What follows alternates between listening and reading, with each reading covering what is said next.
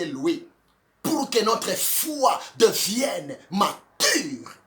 Parce que si l'Éternel a besoin de te faire un leader quelque part, croyez-moi, plus ta bénédiction sera grande, plus ta préparation, ton épreuve sera aussi grande.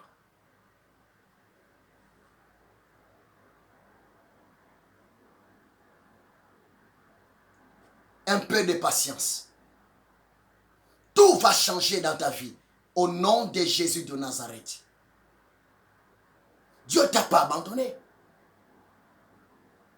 Même si par erreur, même si par faiblesse, tu étais tombé dans le péché, même si par ignorance, tu étais tombé dans le péché, écoutez-moi très bien.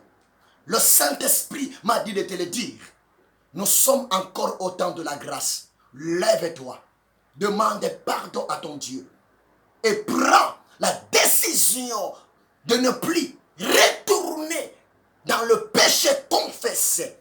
Dieu te pardonnera. Et Dieu va t'accepter dans sa présence. Et sa grâce continuera à se manifester dans ta vie. Ne faut jamais avoir honte de Dieu. Non. Ne faut jamais économiser le péché dans ta vie. Non. La seule chose qui nous bloque, la seule chose qui empêche Dieu de nous bénir vite et possible par sa grâce, par sa souveraineté, c'est quoi? C'est la communion brisée à cause du péché.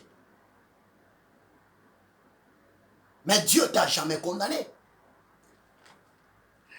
Proverbe, je vais lire ça pour vous. Merci Seigneur. Oh, Dieu est bon.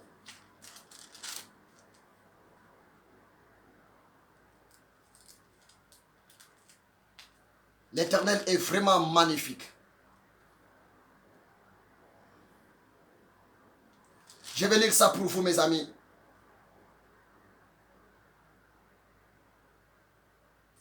Dans Proverbe,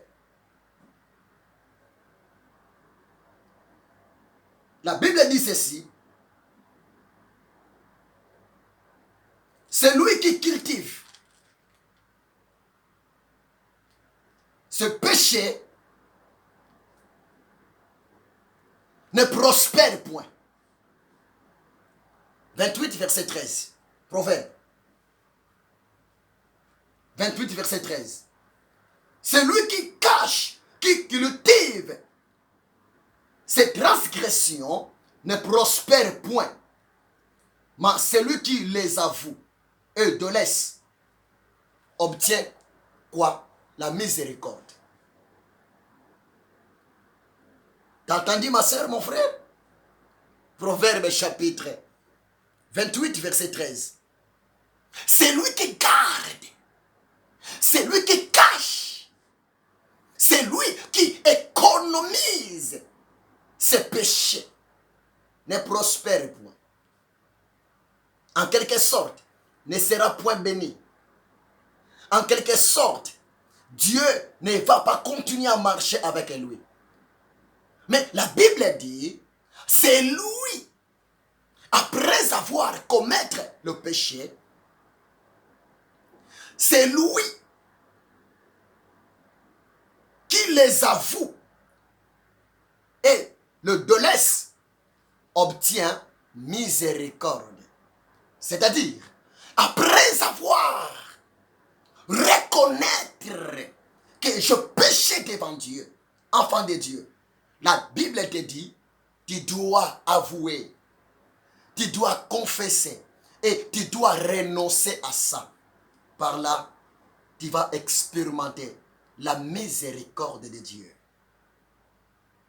Dieu ne t'a pas abandonné, ma soeur. Dieu ne t'a pas laissé, mon frère. Mais c'est l'homme qui abandonne Dieu. Mais c'est l'homme qui rejette Dieu. Parce que tellement l'homme n'est pas révélé, tellement à des fois l'homme n'est pas intelligent, l'homme à la place de chercher à faire la volonté de Dieu, mais à des fois l'homme cherche à récupérer avec sa force la bénédiction de l'Éternel. Mais laissez-moi te dire, la Bible déclare, la bénédiction de l'Éternel qui enrichit, cela ne fait suivre d'aucun chagrin.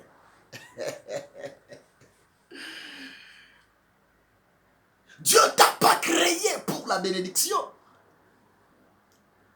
Dieu t'a pas créé pour la prospérité. Dieu t'a pas créé pour l'argent, pour le diamant. Écoutez-moi très bien. L'Éternel Dieu t'a créé pour lui. L'Éternel Dieu t'a créé pour être dans une bonne communion avec lui.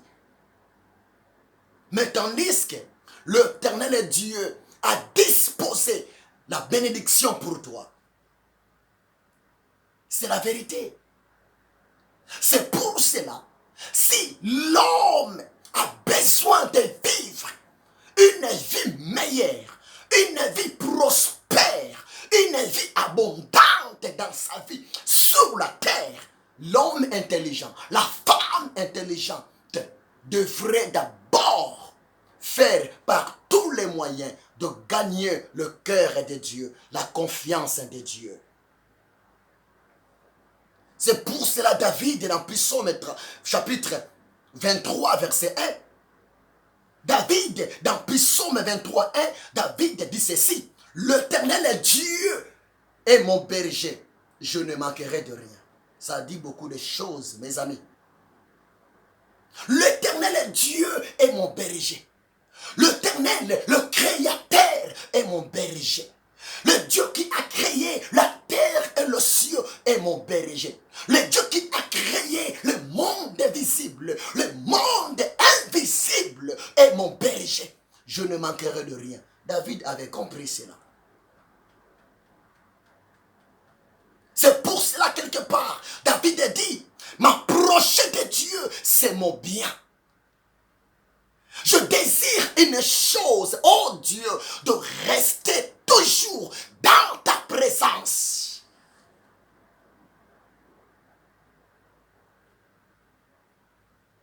Voilà. Celui qui a gagné le cœur de Dieu, celui qui a gagné la confiance de Dieu, la personne est là, c'est un homme, c'est une femme heureuse, heureux. Parce que toujours David dira dans Psaume 37 verset 25, David dit, je étais jeune, maintenant je vieillis, je n'ai jamais vu le juste abandonné. Je n'ai jamais vu le fidèle abandonné. Dieu ne peut jamais abandonner les justes. Dieu ne peut jamais abandonner les fidèles. Dieu ne peut jamais abandonner ses enfants. Dieu ne peut jamais abandonner ses serviteurs, ses servantes. Jamais. Même si la souffrance se présente devant toi, mais tant que tu es juste, la souffrance est là, partira. L'Éternel Dieu va remplacer sa bénédiction à la souffrance.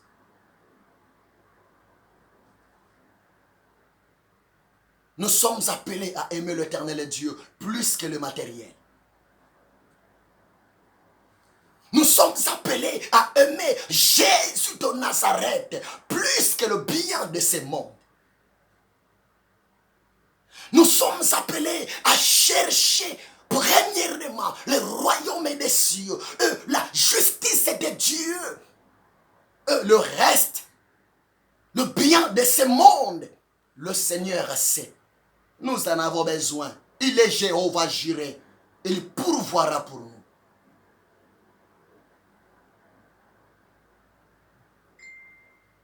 vie n'est pas finie, mon frère.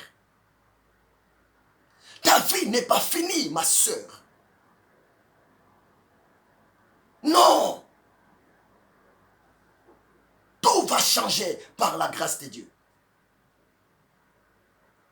Jésus-Christ est Seigneur. Tout va changer par la grâce de Dieu. Il vous suffit de changer ta façon de voir. Il vous suffit de renouveler votre confiance en Dieu. Il vous suffit de commencer à marcher dans la foi. Il vous suffit de chercher premièrement à accomplir la mission que Dieu vous a envoyée sur la terre. L'Éternel Dieu vous payera. Croyez-moi, c'est la vérité.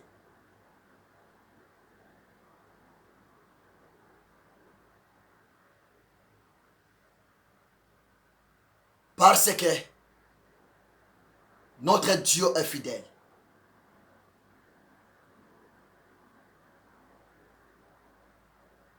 J'ai seulement 1 heure de temps, mon frère. Il me reste quelques minutes pour clôturer.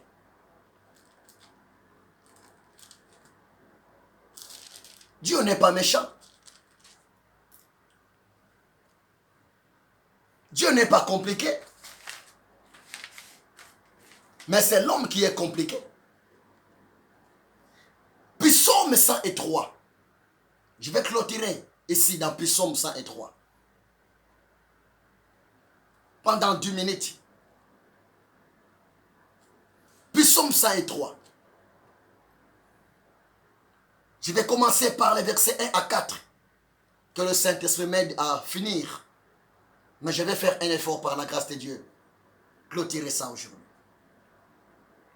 Psaume 103, verset 1 à 4, virgule, verset 8, virgule 10 à 14. Je recommence. Psaume 103, verset 1 à 4, virgule, verset 8, virgule, verset 10 à 14. Que Dieu te bénisse, ma fille Edith Bokwala. Soyez bénie, maman. Que Dieu vous bénisse. Je lis dans le nom de Jésus-Christ.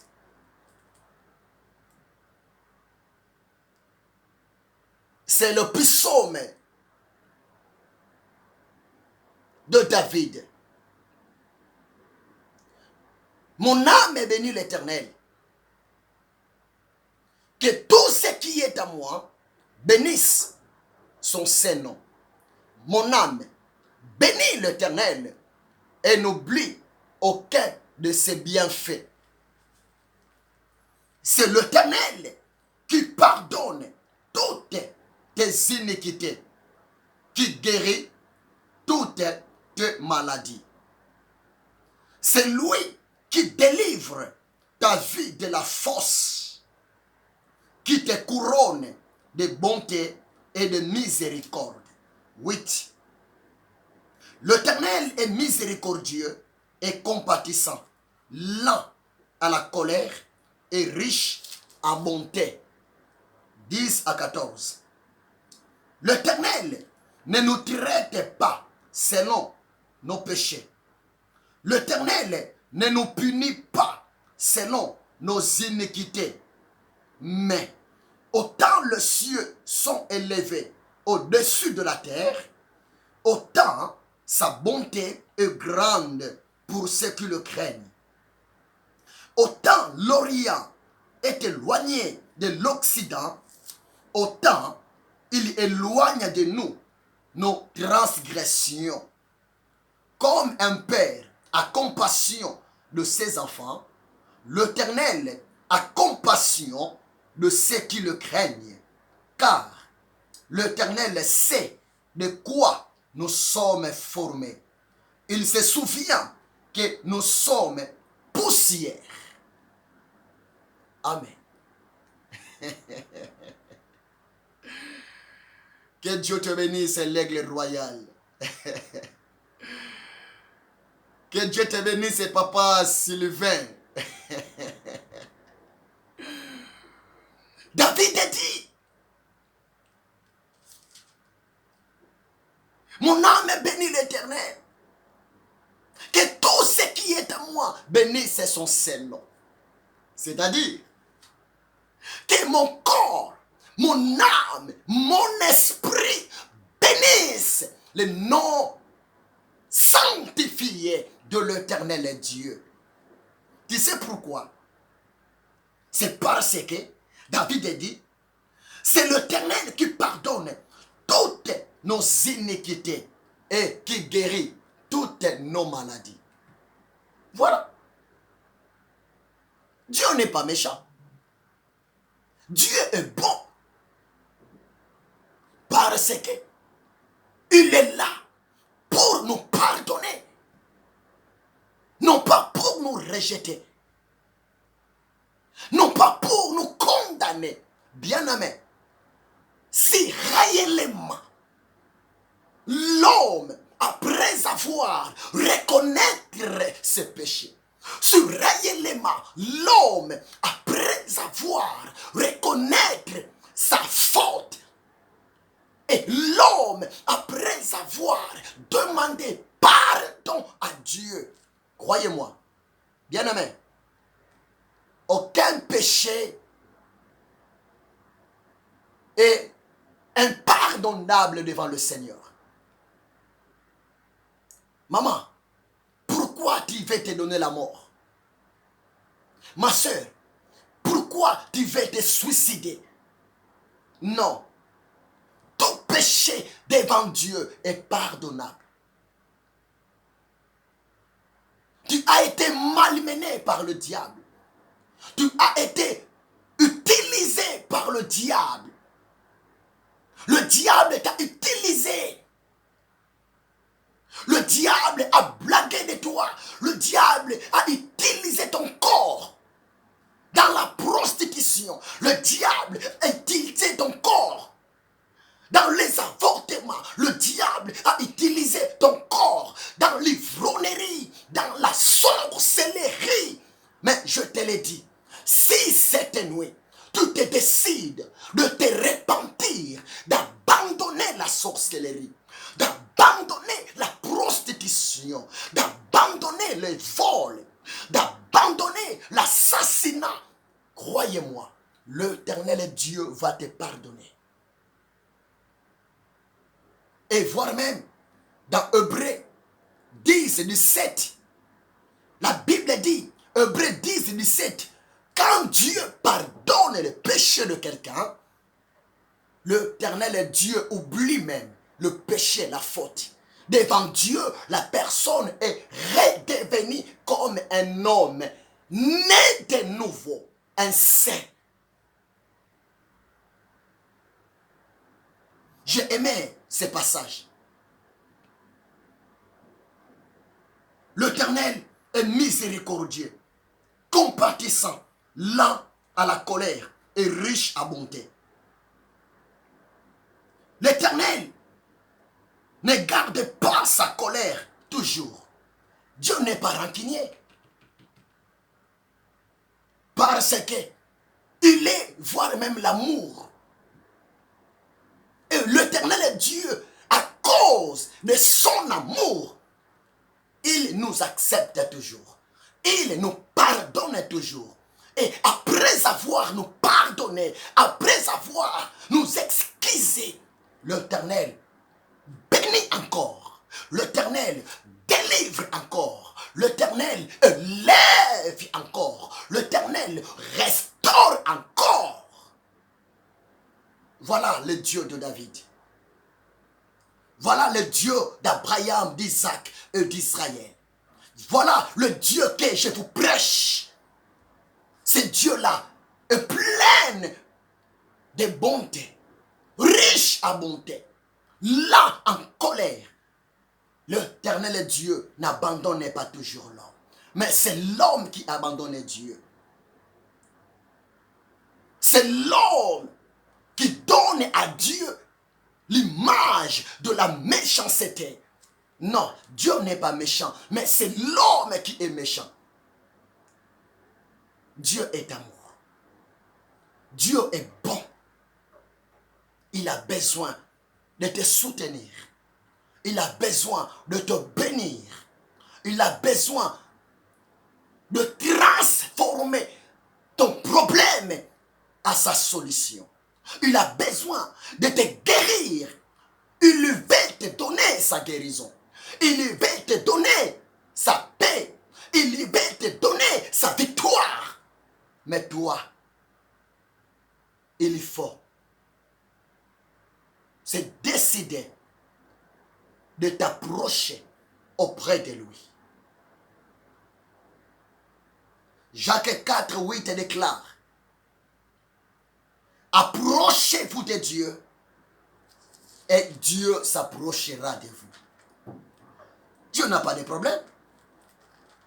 Il t'attend. Jacques 4, 8 dit comme ça.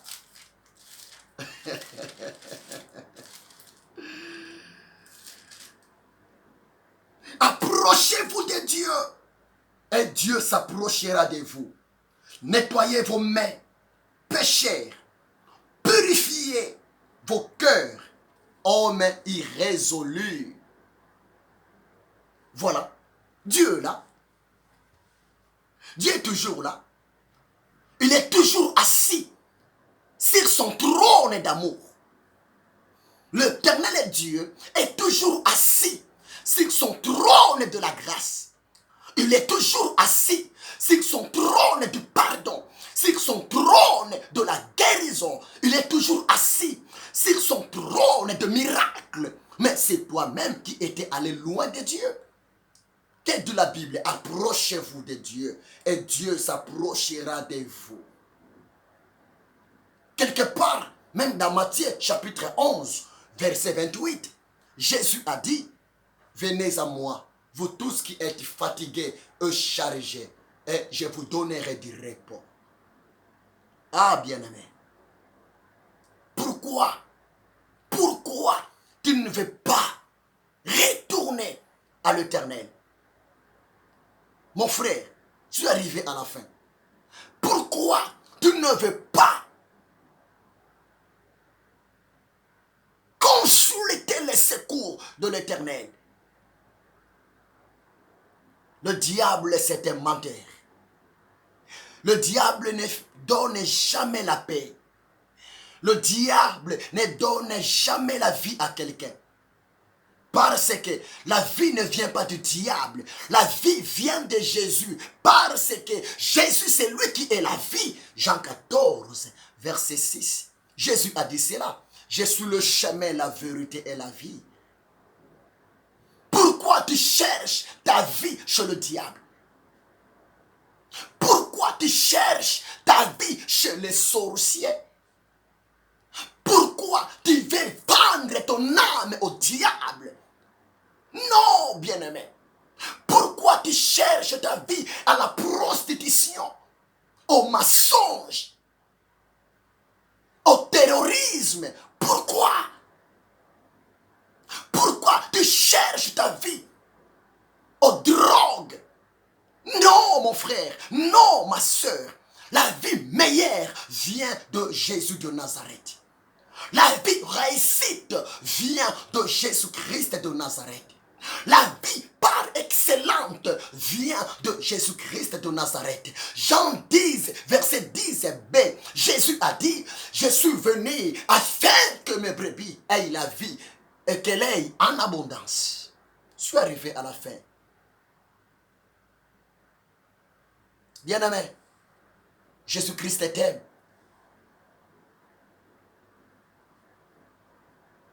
Essaie un peu de regarder le féticheur. Toi, tu penses que le féticheur donne la vie? Regarde bien la vie des féticheurs. Lui-même, le féticheur, il dort par terre. Il passe la nuit par terre. Lui-même, le féticheur, il passe sa journée, sa vie, sous une petite maisonnette. toi tu penses que le féticheur là va te donner une vie meilleure? Non. Le diable c'est un menteur. Le diable c'est un tricheur. Il lui fait semblant de donner. Ce que le diable donne, ce que le féticheur donne, ce sont des pirateries. Seul Jésus de Nazareth a le pouvoir de te rendre heureux. Seul Jésus-Christ de Nazareth a le pouvoir de te rendre joyeuse, ma sœur. Donne ta vie à Jésus. Demeurer en Jésus-Christ. Servir l'Éternel est ton Dieu en Jésus-Christ. Il te payera, il te bénira. Dieu ne t'a pas oublié. Mais c'est toi qui as oublié Dieu. Dieu ne t'a pas rejeté. Mais c'est toi qui as rejeté Dieu. Dieu ne t'a pas abandonné. Mais c'est toi qui as abandonné Dieu. Non, il nous aime. David a dit cela. Il nous aime. Il a un plan merveilleux pour toi. Il veut te sauver. Il veut te soutenir. Il veut te rendre une personne heureuse. Il veut réaliser le rêve de ta vie. Oh, laissez-moi te dire. Il a dit dans sa parole, sans moi, vous ne pouvez rien faire. Dans Jean 15, il a dit cela. Sans moi, Yehoshua Amashia, vous ne pouvez rien faire. Et il a dit que votre cœur ne se trouble point. Croyez en Dieu et croyez en moi, Yehoshua Amashia. Et tout ce que vous demanderez au Père, à mon nom, il vous le donne. Alléluia. Rekantorobosak. Bekayombobobosa. Je suis arrivé à la fin. Nous voulons dire un mot à Dieu. Je te demande seulement de renouveler ta confiance en Jésus-Christ. Jésus est le bon patron. Jésus est le bon PDG. Hébreux 11, verset 6 déclare: or, sans la foi, il est impossible d'être agréable devant Dieu, devant Jésus-Christ. Car il faut que c'est lui qui s'approche de Dieu. C'est lui qui s'approche de Jésus-Christ de Nazareth. Crois que Jésus-Christ est Seigneur. Crois que Dieu existe. Crois que Dieu est vivant. Et Dieu, Yehoshua Amashia, est le rémunérateur et le payeur de toute personne qui s'approche de lui avec confiance, avec foi et avec humilité. Je vous aime beaucoup. Jésus-Christ vous aime. Je suis arrivé à la fin. Dieu ne t'a pas abandonné. Ne faut jamais te donner la mort. Ne faut jamais te suicider, maman. Tu te poses la question. Comment je peux élever ces enfants sans mon mari qui vient de décéder? Maman, veuve, Psaume 68, verset 6 déclare: l'Éternel Dieu est le mari de veuve. L'Éternel Dieu est le papa des orphelins. Calmez-vous, maman. Tes enfants grandiront par la puissance de Dieu. Tes enfants réussiront parce que maintenant, le papa de tes enfants, c'est l'Éternel Dieu. Et Dieu n'est pas un homme pour mentir. Dieu n'est pas un enfant pour se repentir. Dieu est fidèle à sa parole. Apprenez à tes enfants à placer leur confiance à l'Éternel Dieu, le Père des orphelins, le mari de veuve. Laissez-moi prier pour vous, mes amis. Prions ensemble. Disons seulement merci à Dieu. Et puis, recommandez votre sommeil entre les mains du Seigneur. Dis au Saint-Esprit de te visiter pendant le sommeil. Demande au Saint-Esprit de te parler pendant le sommeil. Et réclame aussi le sang de Jésus-Christ de protéger ta vie, de protéger ta famille, de protéger ta maison, là où tu es. Que tu sois sous l'ombre du Tout-Puissant. Prions le Seigneur. Oribasaka. Mekantorobo. Ikente bere saka yanda ramana yokontorobobosa. Oraba yekente mene saka. E baba yekantorobobobo shikudi kandarabalia. Ikantorobo ekantamana saka yanda ramana shike. Seigneur, merci. Tu nous aimes. Et tu nous abandonnes jamais. Tu nous délaisses jamais. À cause de ton amour, à cause de ta grande fidélité. Papa, ce que je te demande, ouvre les yeux de ton peuple. Ouvre les yeux de tes serviteurs, de tes servantes. Accorde à l'homme, accorde-nous, Seigneur, ton peuple, tes serviteurs, encore davantage l'intelligence, le discernement, afin que nous puissions comprendre ton amour infini envers nous. Tu n'es pas méchant, éternel Dieu. C'est moi qui est méchant devant toi. C'est mon frère qui est méchant devant toi. C'est ma sœur qui est méchante devant toi. Tu n'es pas mauvais envers nous, Seigneur. Mais c'est nous. Nous sommes des mauvais devant toi. Nous sommes des rebelles devant toi. Nous sommes des personnes irreconnaissantes devant toi. Papa, pardonnez-nous. Nous sommes que des créatures. Ayez pitié de nous. Sanctifie-nous, Éternel. Aide-nous. Donne-nous la force. Remplis-nous, Seigneur, de ton amour. Que ton Saint-Esprit nous aide à comprendre, oh Dieu, ta volonté. Et à discerner, Seigneur, ta voix. Entre tes saintes mains cette nuit. Nous voulons dormir physiquement. Mais ce qui est vrai, nos esprits sont toujours éveillés devant toi pour écouter, Seigneur, ta voix. Selon ta parole, Job 33, verset 14, tu parles cependant, tantôt d'une manière, tantôt d'une autre, pendant que l'homme dort. Toi, tu es là pour parler à l'homme par des songes et des visions. Puis Psaume 121, verset 4, la Bible dit ceci, toi le gardien